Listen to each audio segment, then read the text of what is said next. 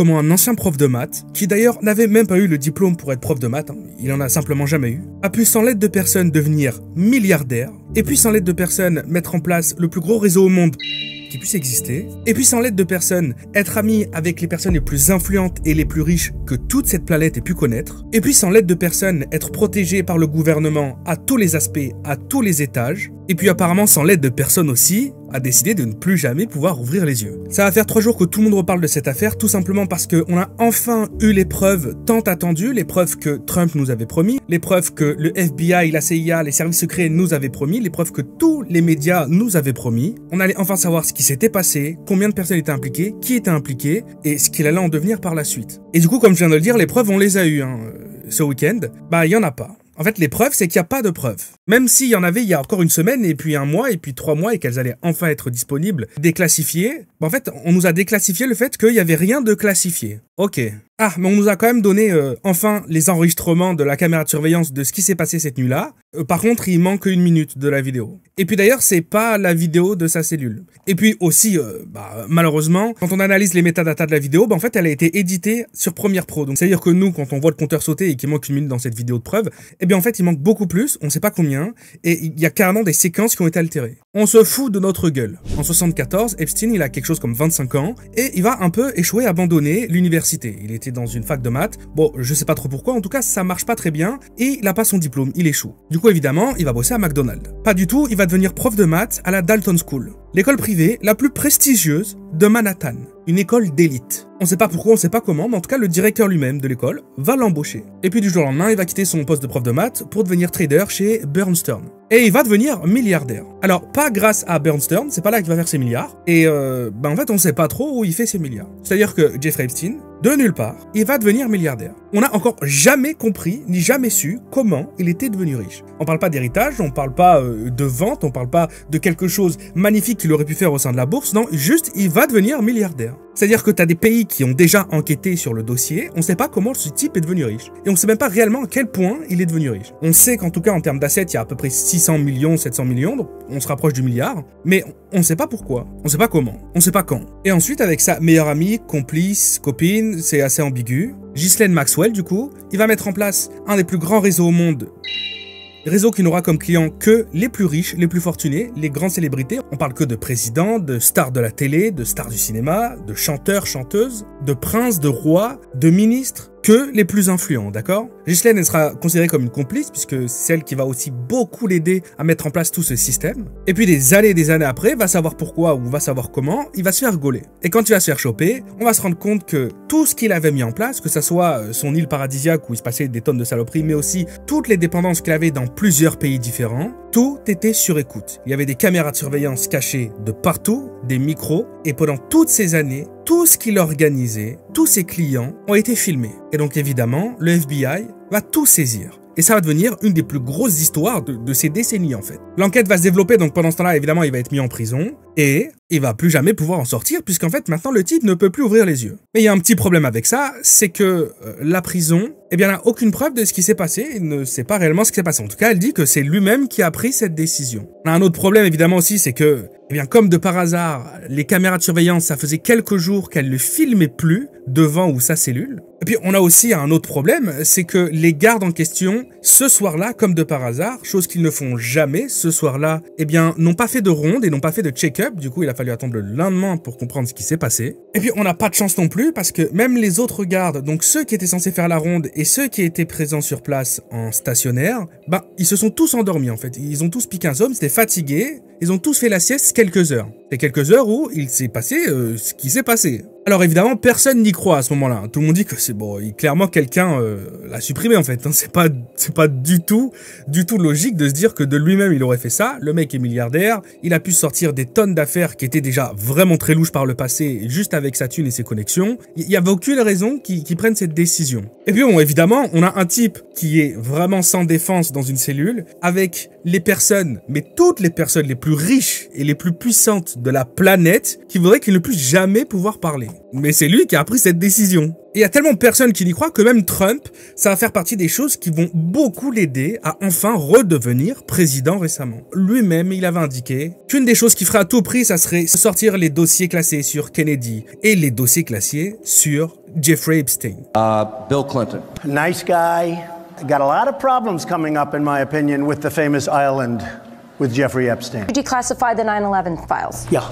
Would you declassify JFK files? Yeah. Would you declassify the Epstein files? Yeah, I would. Tout le monde voulait enfin connaître la raison, l'ampleur et qui était mêlé à tout ça. Et puis même en étant président élu, Trump ne faisait que dire à nouveau que ça allait arriver, qu'il y avait des équipes là-dessus et qu'ils en avaient rien à foutre que le FBI, que la CIA, que tout ça voulait pas montrer ses dossiers parce que de toute façon, lui, comme il n'était pas dedans, il en avait rien à foutre, il allait tout balancer, il allait tout déclassifier. Et on en revient à quelques mois dans le passé maintenant où c'était annoncé, enfin les dossiers allaient tous sortir, déclassifiés. Plus de 10 000 vidéos compromettantes. Et on dit pas photos, on dit vidéos les amis. Plus de 10 000 vidéos avec à chaque fois des personnes influentes qui font des choses qu'il faut punir tout de suite très rapidement. On a même Pam Bondi, à ce moment ministre de la Justice, qui indique qu'elle a enfin reçu les dossiers déclassifiés et qu'elle est choquée de ce qu'elle voit, que ça va prendre beaucoup de temps à tout pouvoir montrer, mais qu'en tout cas, elle a pu voir les choses, elle est horrifiée et il y a des têtes qui vont tomber. The DOJ may be releasing the list of Jeffrey Epstein's clients?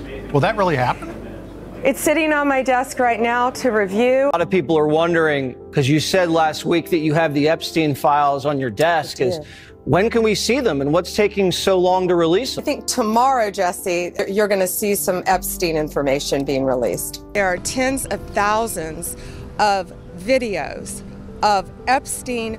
Are we going to see any evidence from what he recorded? Because he had all of his homes wired with recording devices. Yeah, what you're going to see hopefully tomorrow is a lot of flight logs, a lot of names, a lot of information. Absolutely, and he had help.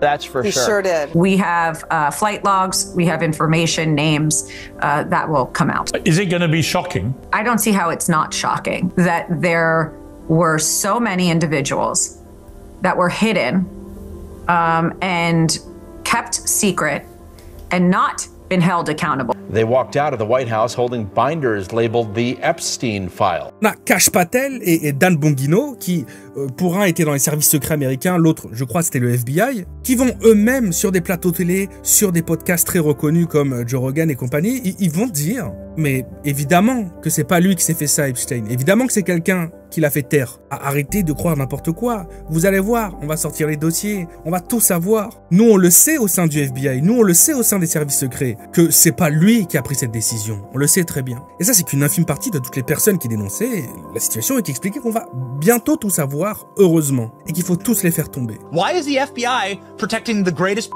in human history? Simple, because of who's on that list. Who Jeffrey Epstein? This doesn't look right. It doesn't look like a... You know, Epstein's an intelligence asset for people in the Middle East, right? I'm like, person, let's say, is like, I'm absolutely sure of that. His plane and that island, the cameras, there's a big assumption out there that these videotapes... There are a lot of people who are knee-deep in the Washington swamp who are not telling you the truth about serious allegations out there that Epstein may have had video and audio of people out there doing things they shouldn't have been doing. And you should be asking yourself the question, how is it that all these people, the CIA director, the Obama fixer, Bill Clinton, all intersected paths with Jeffrey Epstein? Jeffrey Epstein isn't with us anymore, and nobody seems to want to talk about it. Seriously, we need to release the Epstein list. That is an important thing. Et puis, Kash Patel et Bongino deviennent directeurs du FBI et directeurs adjoints du FBI. Et là, tout le monde est enfin satisfait et content. On se dit que ça va accélérer les procédures, puisque eux-mêmes, c'était les premiers à dire qu'il fallait annoncer de but en blanc qui était concerné, à quelle ampleur ça avait. Non, mais vraiment, on se dit, là, ça y est, la liste va tomber, tout le monde va se faire péter. Seulement là, il y a 3 jours, en fait, le gouvernement américain annonce que il n'y a pas de liste. If there was a video of some guy or gal committing felonies on an island, and I'm in charge, don't you think you'd see it? You said Jeffrey Epstein committed. People don't believe it. You know a side when you see one, and that's what that was. I've seen the whole file. Il n'y a pas de preuves, il n'y a rien en fait. Jeffrey Epstein, il était tout seul. Il n'y a pas de gens connus, influents, il n'y a pas de milliardaires, millionnaires, de célébrités qui ont participé à tout ça ou qui ont été clients. Il était tout seul. Et il s'est fait ça lui-même. C'est personne qui a voulu le faire taire. But perhaps the biggest bombshell, investigators say they found no incriminating client list of Epstein's, no credible evidence that Epstein blackmailed prominent individuals, and no evidence that could predicate an investigation against uncharged third parties. On a Pam Bondi qui disait qu'elle avait un camion qui a été déversé dans son bureau, qu'elle avait toutes les preuves, tout était déclassifié, qu'elle était horrifiée de ce qu'elle voyait. Elle parle en volume, elle dit qu'il y a des noms. Là maintenant, elle est à côté de Trump et elle dit que il y a rien en fait. Finalement, c'est faux. Elle s'est mal exprimée plusieurs mois avant quand elle expliquait qu'elle voyait des noms, qu'elle voyait des listes, qu'elle voyait des preuves. Elle s'était mal exprimée en fait. C'est pas réellement ce qu'elle voulait dire. Voilà, les gens ont mal compris. Mais ce qu'elle voulait dire, c'est que ce qu'elle avait dans son bureau, c'était pas des preuves. C'était autre chose quoi. Enfin, c'était rien. Et d'ailleurs, elle a été convaincue, elle a eu de nouvelles preuves qui indiquent que Jeffrey Epstein était tout seul et qu'il a lui-même pris cette décision. Trump, avant-hier, va dire à la télé que c'est de l'histoire ancienne, Jeffrey Epstein. Faut lâcher l'affaire, en fait. Il y a rien à regarder. Il a pris cette décision lui-même dans cette cellule et il n'y a pas de liste, en fait. Une fois qu'ils ont déclassifié tous ces dossiers, eh ben, ils ont déclassifié le fait qu'il n'y avait rien à déclassifier. C'est incroyable, quand même.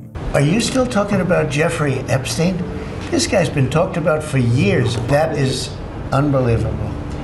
Do you want to waste the time and do you feel like answering? I don't mind answering. I mean, I can't believe you're asking a question on Epstein at a time like this where we're having some of the greatest success and also tragedy with what happened in Texas. It just seems like a desecration. Évidemment, la planète entière, surtout les États-Unis, parce qu'ils sont concernés en premier, mais la planète entière, n'y croit pas une seule seconde. Toutes les personnes qui ont soutenu Trump jusque-là lui tournent le dos, mais à 100%. Mais tout le monde. Il n'y a plus personne qui veut être de son côté. Tout le monde se sent volé, tout le monde se sent trahi. C'est quoi cette histoire, en fait Et donc, vu que tout le monde se retourne contre Trump actuellement, tout le monde se retourne contre Pam Bondi, tout le monde se retourne contre le FBI, eh bien, il y a le gouvernement américain qui, là, nous sort, vraiment là maintenant, une vidéo preuve comme quoi personne n'est rentré en pleine nuit voir Jeffrey Epstein dans la cellule. C'est vraiment une vidéo qui filme la cellule. Donc comme ça, on peut voir réellement qu'en vérité, il n'y a aucune autre raison que ça soit simplement une décision de sa part. And you're going to get the video